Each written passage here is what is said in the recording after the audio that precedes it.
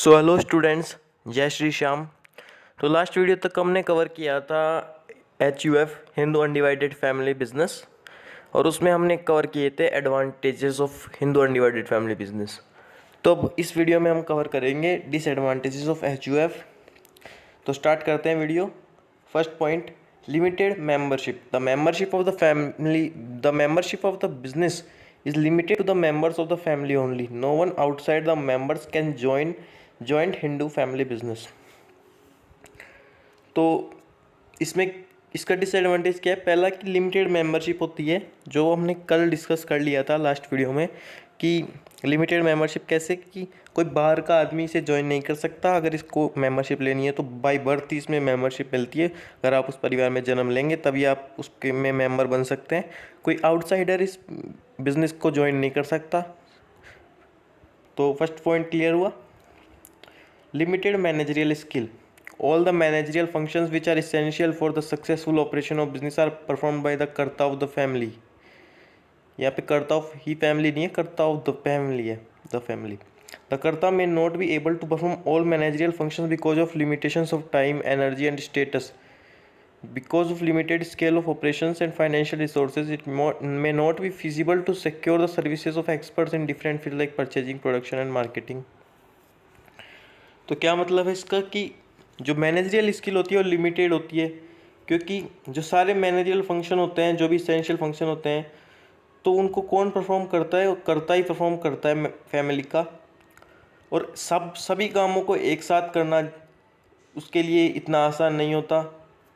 इतने limited time में सारे जो प्रोडक्शन, मार्केटिंग, सेल्स, परचेजिंग, तो इन सब कामों को एक साथ कंप्लीट करने में उसे डिफ़िकल्टी होती है। और उसकी स्किल किसी सब चीज़ों में उसकी स्किल नहीं होती, किसी एक चीज़ में स्किल होती है। तो ये एक डिसएडवांटेज है कि उसकी लिमिटेड मैनेजरियल स्किल होती है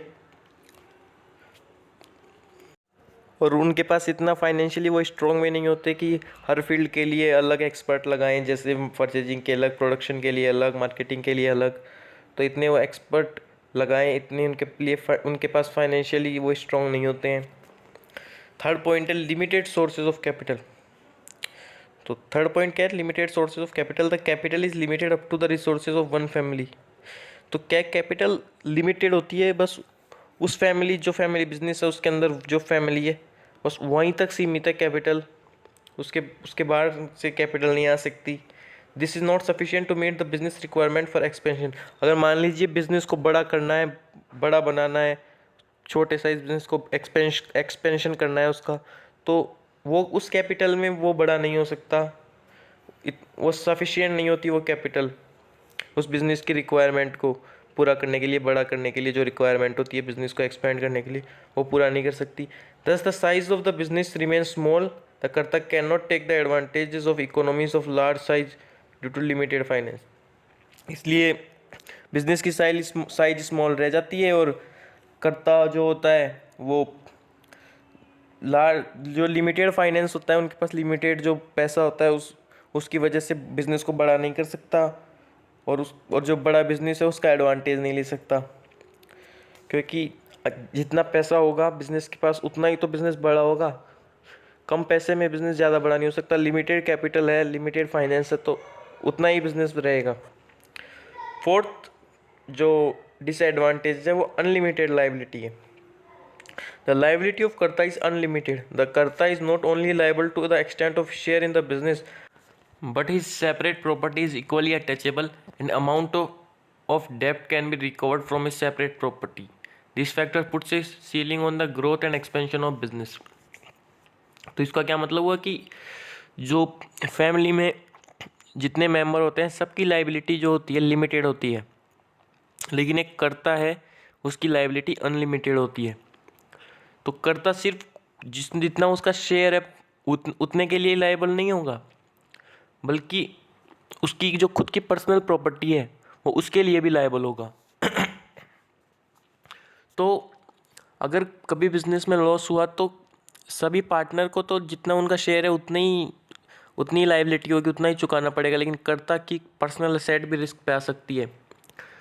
तो इसके लिए क्या है कि कर्ता को खुद के पर्सनल एसेट से चुकाना पड़ेगा। तो इसलिए बिजनेस का एक्सपेंशन नहीं हो पाता ऐसे अगर कर्ता को लॉस होता है तो। Fifth, misuse of power. The management of joint Hindu family is centralized in the hands of karta of the family. No other members can interfere in his management. This may lead to misuse of power and the karta may use the power for his personal interest. तो क्या हुआ कि जो joint into family business है उसकी सारी power किसके हाथ में होती है, हमने बार बार डिस्कस किया है, वो कर्ता के हाथ में होती है. जो फैमिली का कर्ता होता है उसके हाथ में होती है. और कोई भी उसके जो मैटर होते हैं उसमें और जो भी उसका मैनेजमेंट होता है उसमें कोई भी अदर इंटरफेयर नहीं करता. हमने कल भी ये बात की थी. तो कभी कभी क्या होता है कि कर्ता इस पावर का मिसयूज़ भी कर सकता है. वो खुद के फ़ायदे के लिए कोई भी डिसीजन ले सकता है ताकि उसके खुद का पर्सनल प्रॉफिट हो जाए. तो ये एक डिसएडवांटेज हो गया कि कर्ता खुद की पावर का मिसयूज़ करे, गलत तरीके से इस्तेमाल करे उसकी इस पावर को. तो ये बिज़नेस का तो लॉस होगा लेकिन उसका खुद का प्रॉफिट के लिए करे तो इसलिए. तो ये एक बहुत बड़ा डिसएडवांटेज है एचयूएफ का. तो चलते हैं हमारे नेक्स्ट टॉपिक की तरफ जो कि है पार्टनरशिप. तो स्टूडेंट्स, पार्टनरशिप आपके क्लास 12th में 25 नंबर का टॉपिक आएगा अकाउंट्स में. लेकिन अभी आपको सिर्फ इसका थ्योरेटिकल पोर्शन पढ़ना है, इसलिए ये आपके बिजनेस स्टडीज़ में है. जो भी काफ़ी बड़ा नहीं पढ़ेंगे, कंसाइज में दे रखा है. लेकिन पार्टनरशिप आगे आपके आने वाले बहुत सारे जगह काम आएगा. 12th में आएगा, फर्स्ट ईयर में आएगा, कोई प्रोफेशनल एग्ज़ाम देंगे तो उसमें आएगा, कोई सीए देंगे, सीएमए देंगे, सीएस देंगे, सब में पार्टनरशिप आएगा. तो इसलिए ये टॉपिक आपके लिए बहुत इंपॉर्टेंट होने वाला है. तो चलिए शुरू करते हैं. Partnership. According to section 4 of Indian partnership act 1932, partnership is the relation between persons who have agreed to share the profits of a business carried on by all or any of them acting for all. Students, ये जो definition है inverted commas में, ये law की definition है. ये change नहीं हो सकती. इसे आपको ऐसे की ऐसे ही याद करना पड़ेगा. ये चेंज नहीं हो सकती. ये इंडियन पार्टनरशिप एक्ट 1932 जो लॉ है उसकी डेफिनेशन है ये. इसका मतलब क्या है समझे. जो पार्टनरशिप है वो partnership is the relation between persons who have agreed to share the profits of एक बिजनेस. मतलब पार्टनरशिप एक रिलेशन है पर्सन्स के बीच में, लोगों के बीच में, जिन्होंने आपस में एग्री किया है एक बिजनेस स्टार्ट करने का और उसके प्रॉफिट शेयर करने का. समझें, एक एक गौर से समझिएगा इसको, एक एक वर्ड को समझिएगा. इसका हर वर्ड इम्पोर्टेंट है क्योंकि ये लॉ में लिखा हुआ है. इसका हर वर्ड इम्पोर्टेंट है. तो दोबारा से समझिए कि पार्टनरशिप क्या है. एक रिलेशन है जब दो या दो से ज़्यादा पर्सन एग्री होते हैं किसी बिजनेस के प्रॉफिट शेयर करने के लिए. To share the profits of a business, किसी भी बिजनेस के प्रॉफिट शेयर करने के लिए. मतलब जो वो दोनों चला रहे हैं, वो दो या दो से ज़्यादा लोग चला रहे हैं, उस बिज़नेस के प्रॉफिट शेयर करने के लिए एग्री होते हैं. ध्यान से सुनना, इसमें लॉस नहीं लिखा है, सिर्फ प्रॉफिट लिखा है. Carried on by all or any of them acting for all. इसका क्या मतलब है कि वो बिज़नेस कौन चला रहा है, या तो वो सब चला रहे हैं, सारे पार्टनर, सारे जो पर्सन है वो, या उन सारे पर्सन के बिहाफ पे कोई एक पर्सन चला रहा है. यानी कि carried on by all or any of them acting for all. वापस से एक बार समझिए कि जब कोई पर्सन्स कोई बिजनेस के प्रॉफिट शेयर करने के लिए एग्री होते हैं, जो कि वो बिजनेस या तो कोई सारे पार्टनर चला रहे हों या उन सारों के बिहाफ पे कोई एक चला रहा हो. अब इसमें मैंने लॉस क्यों नहीं बोला शेयर करने के लिए, वो हम आगे पढ़ेंगे, आएगा. अभी आप ये डेफिनेशन समझिए. ठीक है, नेक्स्ट पॉइंट पे चलते हैं. आई होप आपको समझ में आ गया हो, और फिर भी नहीं आया हो कमेंट सेक्शन में बताना. In other words, when two or more persons start a business for earning profit which is operated by all or any of them acting for all in partnership, all partners might share liabilities. समझिए कि जब दो या दो, अब उसको जो ऊपर डेफिनेशन थी उसको नीचे अच्छी तरह समझाया गया है. जब दो या दो से ज़्यादा पर्सन या लोग कोई बिजनेस स्टार्ट करते हैं उसमें प्रॉफिट अर्न करते हैं उस प्रॉफिट को शेयर करते हैं। और उस बिज़नेस को कौन चलाता है? या तो वो सारे पार्टनर चलाते हैं या उन सारों के बिहाफ पे कोई एक चलाता है। उसे बोल carried on by all or any of them acting for all. Partnership में प्रॉफिट शेयर करना तो कंपलसरी होता ही है, लेकिन अगर उन सब की इजाज़त हो तो वो लाइबिलिटीज़ भी शेयर कर सकते हैं, लॉसेस भी शेयर कर सकते हैं। Third point, according to the act every member like government, business, individual or a group of person can become a partner of a firm. तो इसका मतलब ये नहीं है कि सिर्फ दो ह्यूमन बीइंग ही आपस में पार्टनर बन सकते हैं, दो आदमी आपस में पार्टनर बन सकते हैं। कोई भी गवर्नमेंट, कोई भी बिजनेस, कोई भी इंडिविजुअल या ग्रुप ऑफ पर्सन्स, कोई भी ऑर्गेनाइजेशन आपस में पार्टनर बन सकते हैं। There may not be a written agreement governing by partnership. लेकिन जो वो पार्टनरशिप में करते हैं उसका एग्रीमेंट रिटर्न में होना ज़रूरी नहीं है। कि आप ओरली भी कर सकते हैं पार्टनरशिप, रिटर्न में होना ज़रूरी नहीं है वो पार्टनरशिप। आगे चलते हैं। The partners who own the partnership business are individually called partners and collectively they are called as firm. अब आप समझे कि जैसे ABCDE 5 पार्टनर हैं, पाँचों ने बिजनेस स्टार्ट किया, आपस में प्रॉफिट शेयर कर रहे हैं, लॉसेस भी शेयर कर रहे हैं। तो उन सबको अगर सिंगल अलग अलग बात करें, हम ए को क्या बोलेंगे, बी को क्या बोलेंगे, तो उनको क्या बोलेंगे? पार्टनर। मैं अपन शुरू से ही पार्टनरशिप में क्या, मैं जब भी पार्टनरशिप का नाम लेता हूँ तो पार्टनर नाम लेता हूँ, क्योंकि जो वो पांचों हैं उनको अलग अलग हम क्या बोलेंगे? पार्टनर। ए एक पार्टनर है, बी एक पार्टनर है, सी एक पार्टनर है।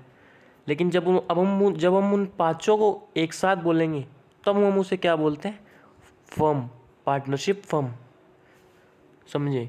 तो वो पार्टनर्स को उन सब जो मेंबर होते हैं उनको इंडिविजुअली तो क्या बोलते हैं? पार्टनर। और कलेक्टिवली क्या बोलते हैं? फर्म और पार्टनरशिप फर्म। आया समझ में? ध्यान से समझिएगा, बहुत इंपॉर्टेंट टॉपिक है। The name under which partnership business is carried on, firms name. तो जिस नेम पे वो बिजनेस चलता हुआ पार्टनरशिप का, उस नेम को क्या बोलते हैं? Firms name. ठीक है, क्लियर हुआ? चलते हैं हमारे नेक्स्ट टॉपिक की तरफ, जो कि है फीचर्स ऑफ पार्टनरशिप। स्टूडेंट एक बात याद रखना कि हम आराम से चलेंगे, आपको समझ में आना चाहिए, चाहे 1-2 क्लास एक्स्ट्रा लग जाए। हम ऐसे कोर्स को खींचेंगे नहीं एक फॉर्मेलिटी के लिए। आराम से आपको एक एक चीज़ समझाते हुए चलना है। आपका कॉन्सेप्ट क्लियर होना चाहिए, क्योंकि आपका 11th और 12th बेस है। अगर ये ठीक से क्लियर नहीं हुआ तो फिर आगे आप बहुत पछताओगे कि काश 11th और 12th में हमारा बेस क्लियर होता। क्योंकि अगर आप कॉमर्स फील्ड में अगर कोई भी प्रोफेशनल एग्ज़ाम दोगे कॉमर्स फील्ड में, तो आपको 11th और 12th का बेस तो उसमें होगा ही होगा। उन्हीं के आधार पे आपका वो एग्ज़ाम होगा। तो 11th और 12th आपको बेस बिल्कुल स्ट्रॉन्ग रखना है। तो चलते हैं, स्टार्ट करते हैं। First point, existence of agreement. तो फीचर्स ऑफ पार्टनरशिप पढ़ रहे हैं हम। तो सबसे पहला क्या है? Existence of agreement. एक एग्रीमेंट का होना ज़रूरी होता है सबसे पहले पार्टनरशिप के लिए। Partnership is the outcome of an agreement between 2 or more persons to carry on business. This agreement may be oral or in writing.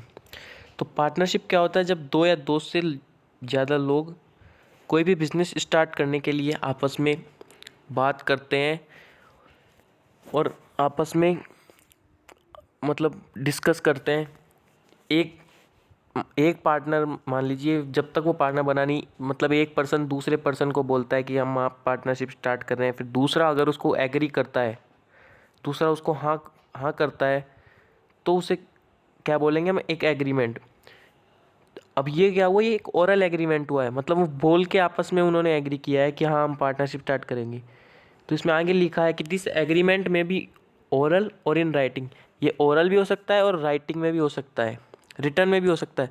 और अगर उसी बात को वो लिख लेते हैं, मान लीजिए एक ने लिख के ऑफ़र किया, मान लीजिए ए ने लिख कर ऑफ़र किया बी को कि हाँ मान लीजिए आज मैं आपको ऑफ़र करता हूँ कि हम दोनों एक पार्टनरशिप फर्म स्टार्ट करेंगे और हम इसमें मान लीजिए इन गुड्स को सेल करेंगे और प्रॉफिट्स को शेयर करेंगे, लॉसेस भी शेयर करेंगे।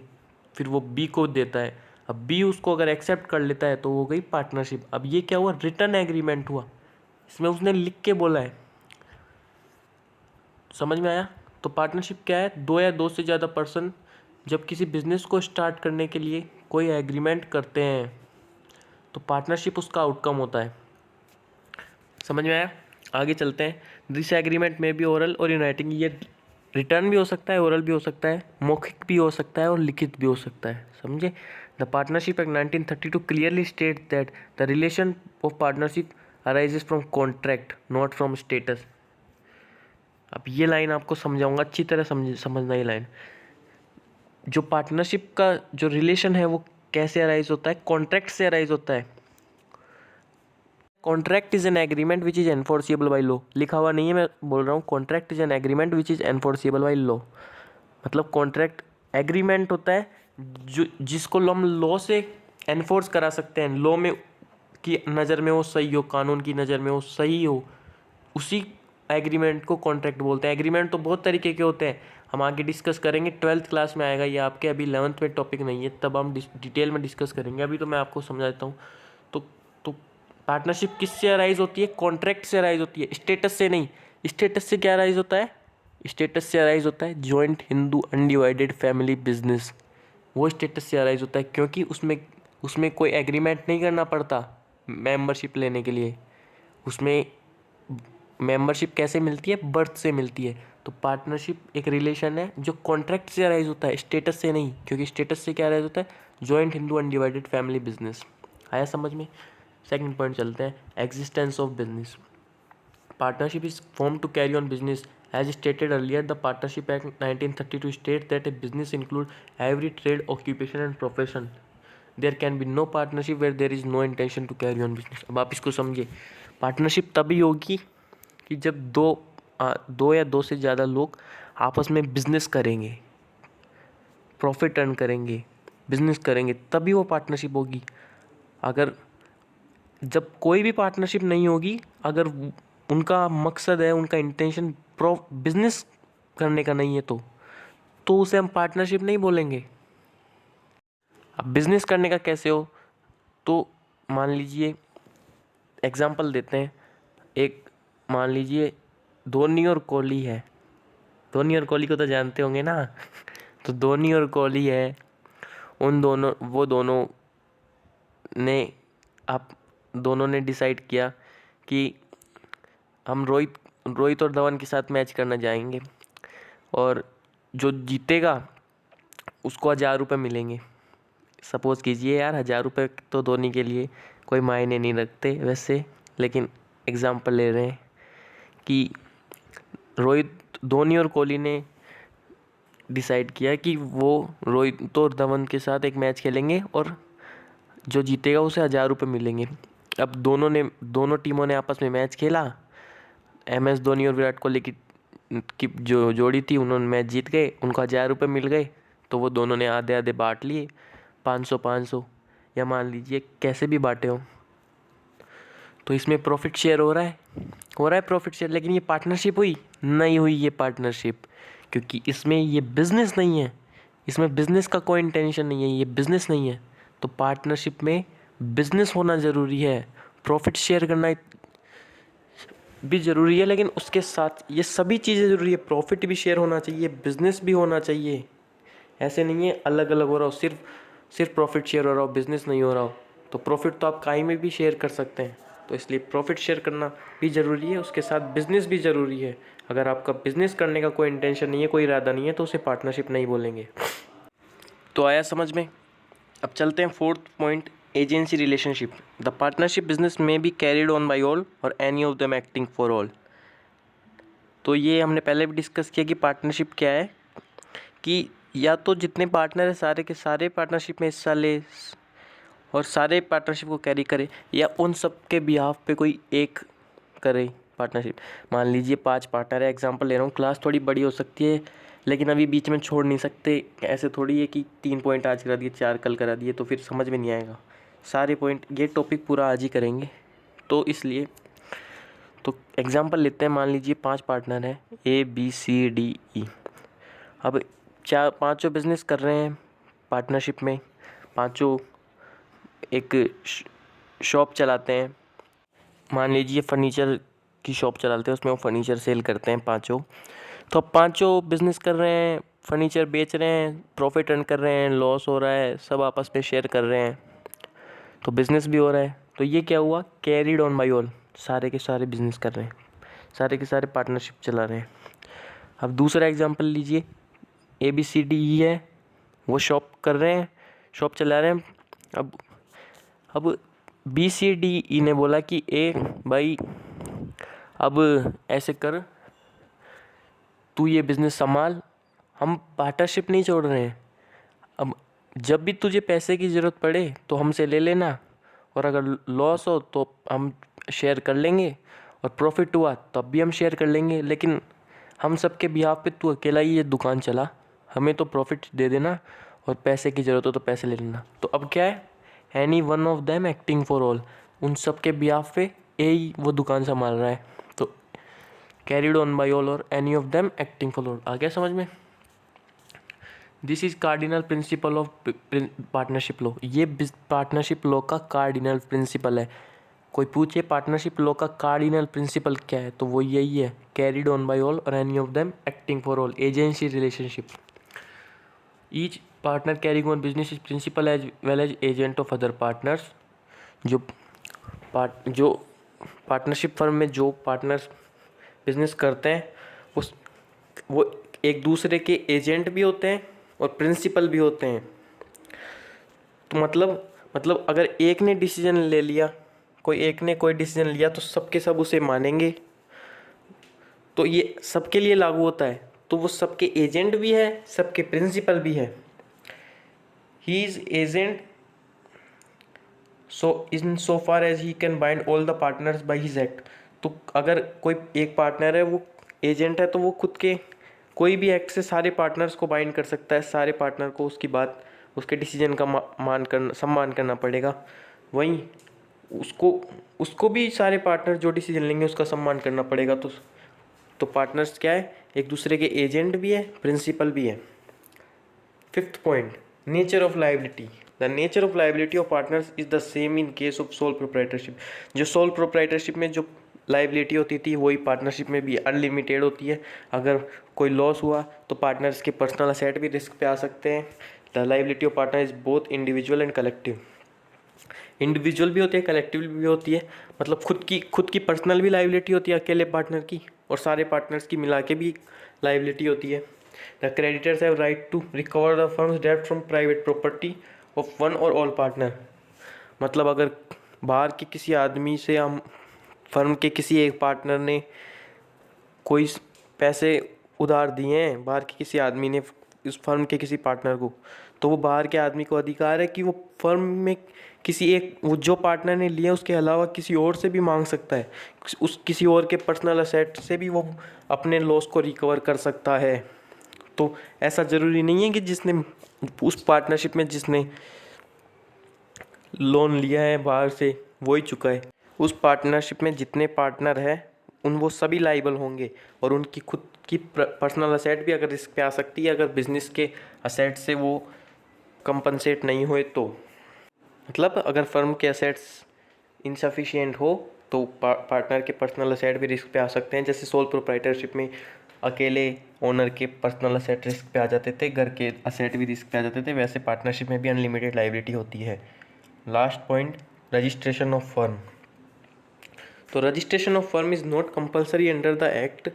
The only document or even an agreement among the partners required is the partnership deed bring the partnership into existence. तो इसका क्या मतलब है कि पार्टनरशिप का रजिस्ट्रेशन जो है वो ज़रूरी नहीं है, कंपलसरी नहीं है। अगर पार्टनर चाहे तो करवा सकते हैं सेफ्टी के लिए, और अगर ना चाहे तो नहीं करवा सकते। और जो पार्टनर्स आपस में एग्रीमेंट करते हैं ओरल में या रिटर्न में, उसको बोलते क्या है, उसे बोलते हैं पार्टनरशिप डीड, जो कि हम कल की क्लास में पढ़ेंगे। तो आई होप आपको वीडियो अच्छा लगा हो, समझ में आया हो। तो वीडियो अच्छा लगा हो तो प्लीज़ वीडियो को लाइक करें, ज़्यादा से ज़्यादा शेयर करें। आज क्लास थोड़ी लंबी हो गई है, प्लीज़ ज़्यादा से ज़्यादा 11th क्लास के बच्चों को शेयर करें। कमेंट्स में ज़रूर बताएं, अपना फीडबैक दें। जय Shri Shyam, thank you so much for watching, bye.